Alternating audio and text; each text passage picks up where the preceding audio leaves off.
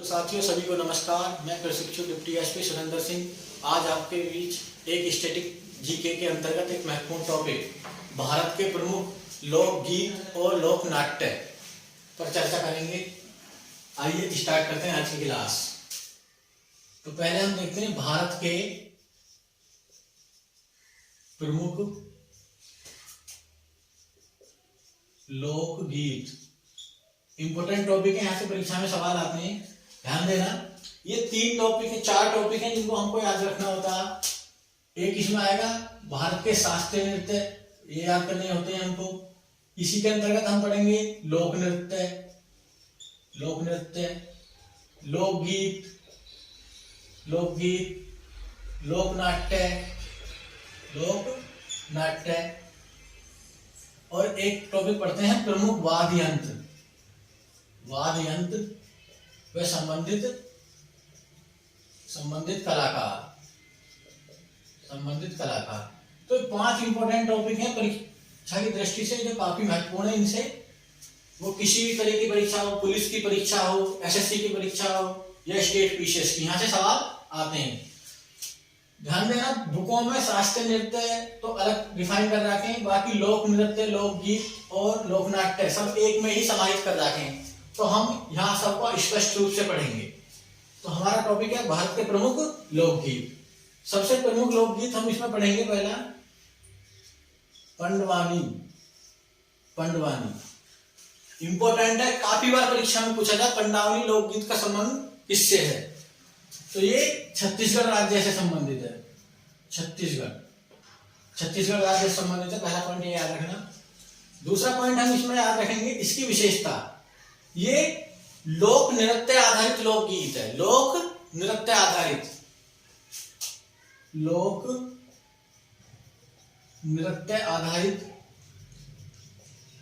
लोकगीत है। ये इसकी एक प्रमुख विशेषता है। और एक जो तुमको याद रखना, तीजन बाई ये एक महिला है, ये पंडावनी से संबंधित है। तो ये क्वेश्चन परीक्षा में बार बार पूछा जाता है। तीजन बाई का संबंध पंडवानी लोकगीत से है। तो ये लोक नृत्य आधारित क्या है, लोकगीत है। और इससे संबंधित व्यक्ति कौन है, तीजन बाई को ध्यान रखना। पद्मश्री, पद्म भूषण और पद्म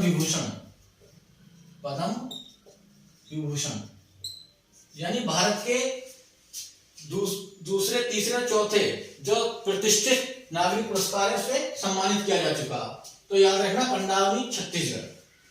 दूसरा हमको याद रखना है इसी में, वो याद रखना है लावणी।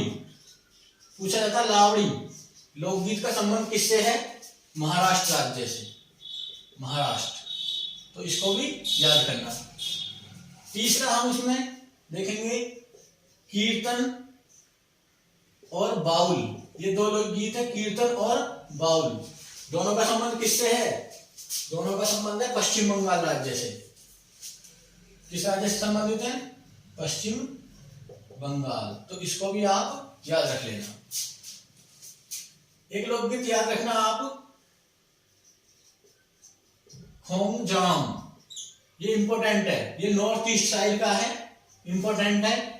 और ये मणिपुर राज्य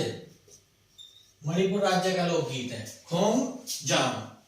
इसकी विशेषता ये है, ये वीरगाथा शैली में गाया जाता है। कौन सी शैली में, वीरगाथा शैली में गाया जाता है, इंपॉर्टेंट है। तो अभी तक हमने पंडवानी, लावणी, कीर्तन और बाउल और खोमजाम, इनको नोट करो, फिर हम अगले पर चर्चा करेंगे।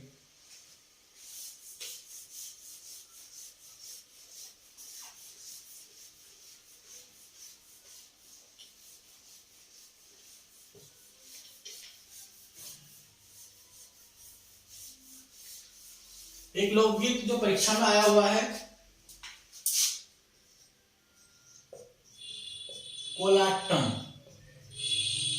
कोलाट्टम या इसी को कोल्लानू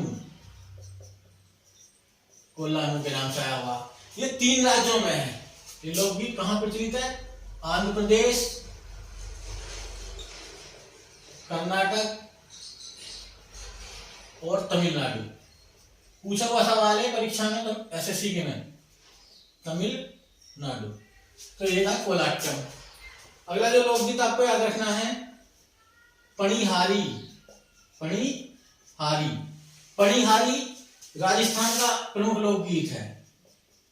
पणिहारी का संबंध किस राज्य से है? राजस्थान से। एक याद रखना, मांड। मांड का संबंध भी राजस्थान से है। वहीं पर एक ध्यान रखना, इसी से मिलता जुलता एक लोकगीत है, मांडो। मांडो तो पूछा जाता है मांडो का संबंध किस राज्य से है? मांडो, तो मांडो का ध्यान रखना, गोवा। ये गोवा का प्रमुख लोकगीत है। एक याद रखना, ये कोलाट्टम, पणिहारी, मांडो, मांड, मांडो, ओवी। ओवी, ओवी का संबंध महाराष्ट्र में गोवा से है। महाराष्ट्र एवं गोवा, सॉरी, महाराष्ट्र एवं गोवा से संबंधित लोकगीत है ये, तो इसको भी आप याद रखना। इंपॉर्टेंट है, परीक्षा में आते हैं। कोलाट्टम, पणिहारी राजस्थान, मांड राजस्थान, मांडो गोवा, ओवी महाराष्ट्र एवं गोवा। एक लोकगीत आप याद रखना, ये बहुत इंपॉर्टेंट है उत्तर प्रदेश की परीक्षाओं के लिए, आल्हा। ये बुंदेलखंड क्षेत्र, बुंदेलखंड क्षेत्र उत्तर प्रदेश का प्रमुख लोकगीत है। ध्यान देना, आल्हा और उदल की कहानी 1182 ईस्वी में, 1182 ईस्वी में एक युद्ध हुआ था, तुमुल का युद्ध। तुमुल का युद्ध, ये युद्ध हुआ था पृथ्वीराज चौहान वर्सेस जो चंदेल वंश का शासक थे, परमाल देव, या इनको परमर्दी देव भी बोला जाता है, परमर्दी देव। तो इनके बीच युद्ध हुआ था। इस युद्ध में राजा परमाल देव के 2 सेनापति थे, आल्हा एवं उदल। आल्हा एवं उदल।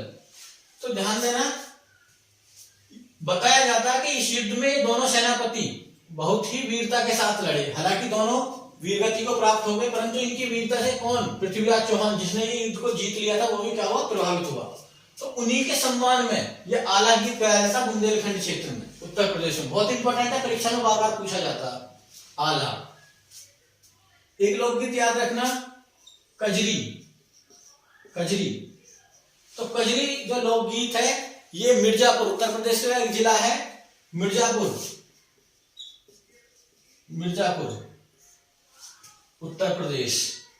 ये भी परीक्षा में पूछा, एक बार टीचर भर्ती परीक्षा में पूछा था, जो प्राथमिक शिक्षक भर्ती परीक्षा थी, कि मिर्जापुर का संबंध किससे है? मिर्जापुर कजरी से, यानी मिर्जापुर किसके लिए प्रसिद्ध है? कजरी के लिए। तो ये भी आप याद रखना। अगला लोकगीत है रसिया। ये ब्रज क्षेत्र में है, ब्रज क्षेत्र उत्तर प्रदेश। तो इन सभी को नोट डाउन करो, फिर हम अन्य लोकगीतों पर चर्चा करते हैं।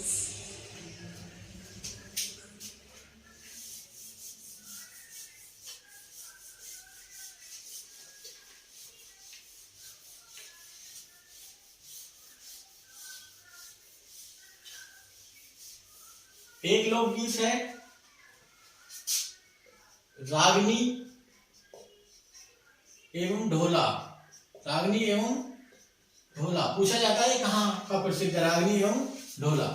तो इसको याद रखना, ये पश्चिमी उत्तर प्रदेश में प्रचलित है। ये भी ध्यान रखना, पश्चिमी उत्तर प्रदेश। अगर पूछा जाए रागनी एवं ढोला लोकगीत का संबंध किस क्षेत्र से है, तो पश्चिमी उत्तर प्रदेश, जिसमें मेरठ, बुलंदशहर, शामली, सहारनपुर आदि डिस्ट्रिक्ट आती हैं। इसी में ध्यान रखना है एक लोकगीत, ये रागनी एवं ढोला हुआ पूरन भगत। इंपॉर्टेंट है पूरन भगत।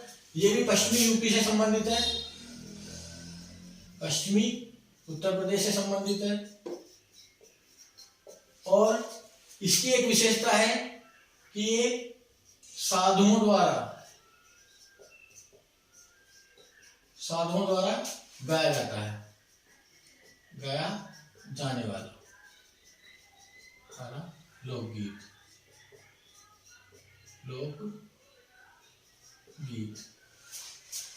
एक लोकगीत याद रखना, नकटा, ये अवध क्षेत्र में प्रचलित है। अवध क्षेत्र उत्तर प्रदेश, तो ये भी इंपॉर्टेंट है परीक्षा की दृष्टि से। एक लोकगीत बिरहा, इस पर वेरी इंपॉर्टेंट लिख देना। बिरहा पूर्वी उत्तर प्रदेश व पश्चिमी बिहार में प्रचलित है। और ध्यान देना, ये भोजपुरी क्षेत्र में, अर्थात भोजपुरी क्षेत्र में है। बिरहा, एक बार क्वेश्चन आया था कि उत्तर प्रदेश का सबसे प्रमुख लोकगीत क्या है, तो आंसर था बिरहा। ये उत्तर प्रदेश का सबसे प्रमुख लोकगीत है, तो ये भी याद रखना। इसको नोट करो, फिर हम अगले पर चर्चा करेंगे।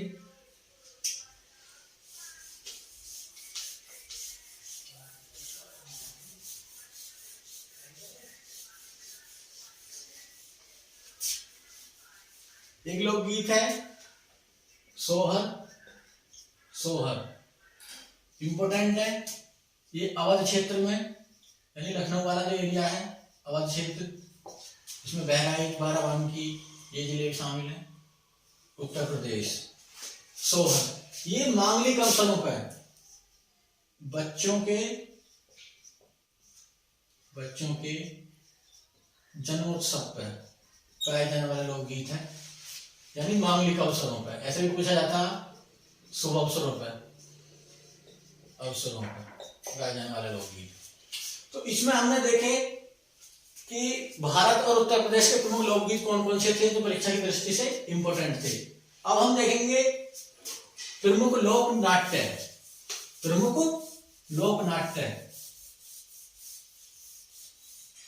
तो अब हम पढ़ेंगे भारत के प्रमुख लोक नाट्य,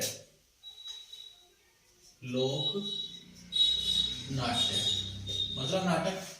अब इसमें पहला पढ़ेंगे हम, इंपॉर्टेंट है, कठपुतली। पूछा जाता है कठपुतली लोकनाट्य का संबंध किससे है, तो राजस्थान से।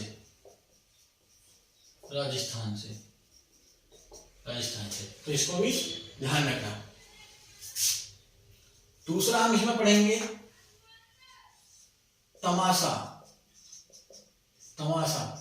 तमाशे का संबंध है महाराष्ट्र से, पूछा जाता परीक्षाओं में।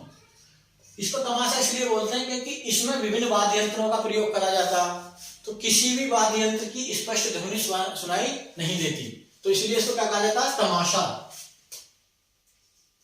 तीसरा पढ़ेंगे हम स्वांग,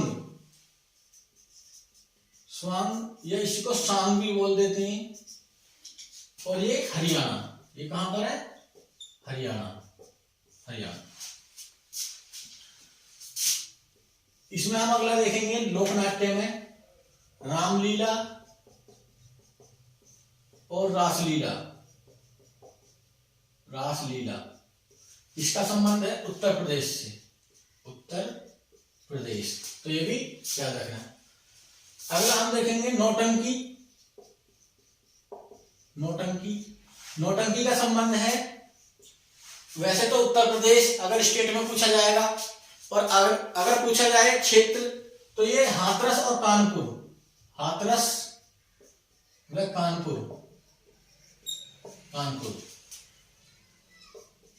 अगर राज्य पूछे तो उत्तर प्रदेश। नौटंकी। इसमें हम छठा नोट करेंगे लोकनाट्य में राहुला ब्रज